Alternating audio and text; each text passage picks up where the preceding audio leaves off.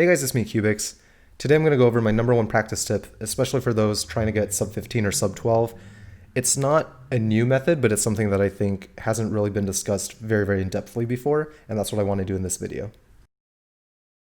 So my number one tip for any of you trying to get sub 12 or sub 15, or even faster really, is to do slow turning averages of 12 or 50 or 100.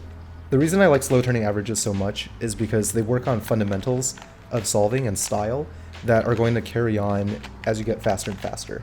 What you're watching right now is a sub 12 average of 12 with very slow turning. Of course, slow turning is completely relative to the individual.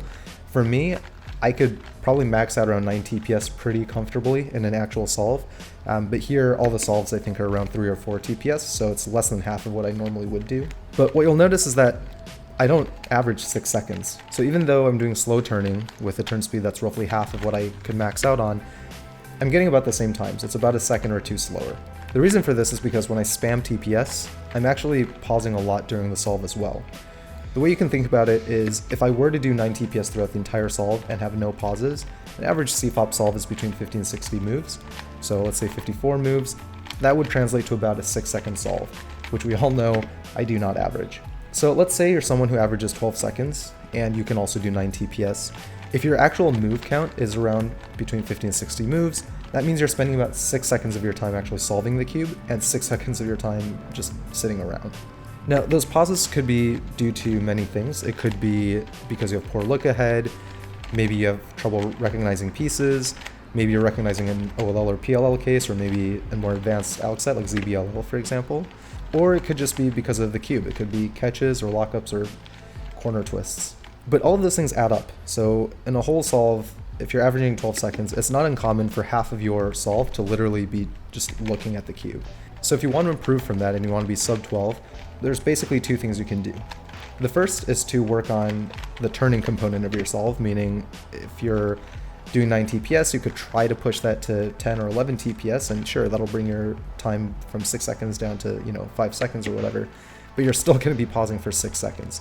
So instead, what I would recommend is if you're in a situation where half of your time is spent doing recognition or pausing, maybe work on that component instead, because if you can bring that closer and closer to 0, you're going to get closer and closer to a 6-second average.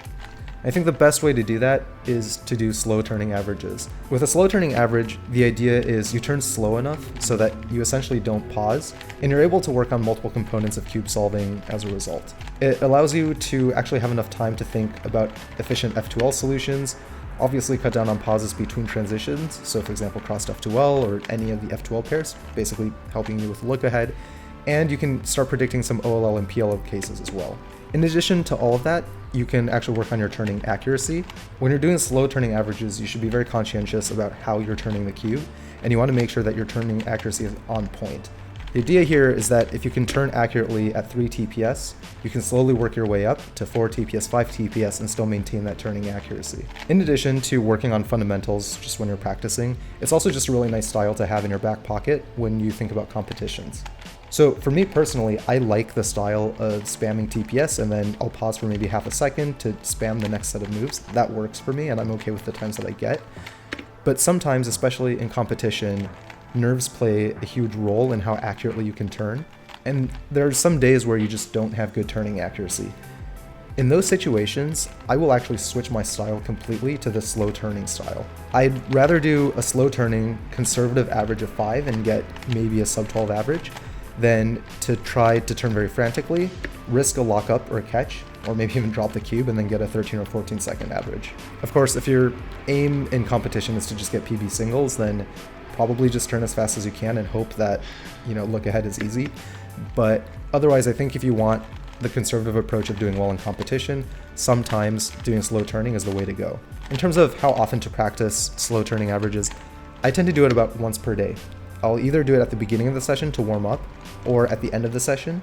I think if I had to choose, I would probably prefer to do it at the beginning of the session because again, it helps with warm up, but it's also going to help with turning accuracy as you do faster solves later on. So to summarize, the reason my number one practice tip is to do slow turning averages is because it works on multiple fundamentals of cubing, including efficiency, turn style, turning accuracy, look ahead, and overall just pausing less.